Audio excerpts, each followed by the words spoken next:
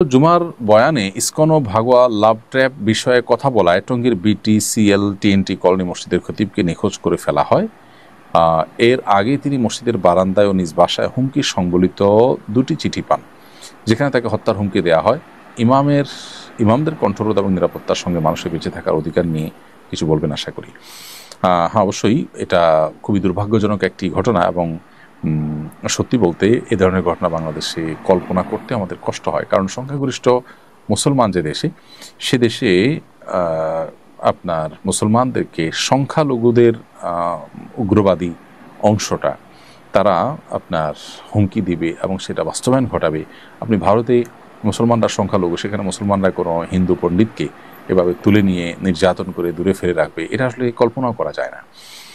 কিন্তু দুর্ভাগ্যজনক বিষয় যে বাংলাদেশে আমরা আমাদের অন্য ধর্মাবলম্বী ভাই বোনদের সাথে সামাজিক অবস্থান চাই, কিন্তু সেখানে তাদেরও দুর্নামের কারণ তাদেরই যে উগ্র অংশটা আছে, সে উগ্র অংশ অর্থাৎ ইসকন এবং এ জাতীয় আরও যে সমস্ত প্রতিষ্ঠান উগ্রবাদী কার্যক্রমের সাথে লিপ্ত, তারা দিন দিন অ্যাগ্রেসিভ হয়ে আসছে এবং তারা রীতিমতো সমাজকে অস্থিতিশীল করবার জন্য অনেকগুলো উদ্যোগ ইতিমধ্যে নিয়েছে। 2014 সালে, 2016 সালে বিভিন্ন সময় ঢাকা এবং সিলেটে একাধিক ঘটনা দেখা গেছে যে তারা মসজিদের নামাজের সময় মানুষের নামাজে ডিস্টার্ব করেছে, কখনো তারাবির নামাজে, কখনো জুমার নামাজে ইচ্ছাকৃত গান বাজনা বাজানো, মুসল্লিদের উপরে চড়াও হওয়া, হামলা করার মতো ঘটনা ঘটেছে, অস্ত্রশস্ত্র নিয়ে মহড়া দিতে দেওয়ার মতো ঘটনা ঘটেছে। গত বছর এই একই প্রতিষ্ঠান ইসকন যারা হুমকি দিয়েছে ইমাম সাহেবকে, তাদের তরফ থেকে হুমকি বলেই কাগজে লেখা আছে এবং এই ধরনের কর্মকাণ্ড ইতিপূর্বেও তারা করেছে এবং মামলাও সেটা উল্লেখ করেছে।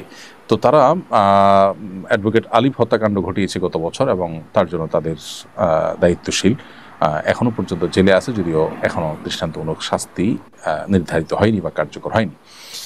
এর পাশাপাশি 2019 সালে চট্টগ্রামে একটি স্কুলে বাচ্চাদেরকে হিন্দু ধর্মীয় আপনার বিশ্বাস জড়িত আছে এরকম প্রসাদ জাতীয় খাবার খাওয়ানো এবং বাচ্চাদেরকে জয় শ্রীরাম ইত্যাদি তাদের মুখ দিয়ে বলানো, এরকম ঘটনাও তারা কিন্তু ঘটিয়েছে।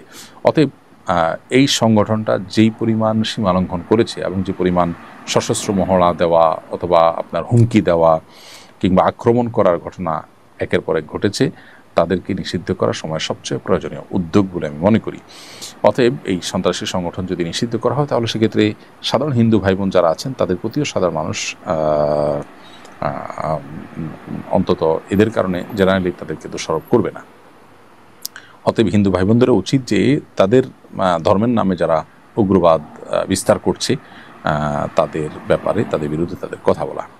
যে ইমাম সাহেবকে গুম করা হলো এবং পঞ্চগড়ের হেলিপোর্ট এলাকায় তার শেকল বাঁধা আপনার বিবস্ত্র শরীর তাকে পাওয়া গেছে, সেটা স্থানীয়রা পুলিশকে খবর দেওয়ার পর তাকে উদ্ধার করা হয়েছে। এটা দুর্ভাগ্যজনক একটি বাস্তবতা এবং কর্তৃপক্ষ এ ব্যাপারে গড়িমসি না করে উপযুক্ত তদন্ত করে যথাযোগ্য দোষীদেরকে শাস্তির আওতায় আনা, আইনের আওতায় আনা, এটা তাদের কর্তব্য এবং আমরা আশা করছি সেটি তারা করবে। যদি না করেন, তাহলে দিন দিন মানুষের এমনি আইন এবং বিচারের প্রতি আস্থা তলানিতে, সেটি আরও যদি তলানিতে নেমে যায়, তাহলে সেক্ষেত্রে মানুষ আইন নিজের হাতে তুলে নেবে, যেটা সমাজের জন্য ভালো কিছু বয়ে আনবে না।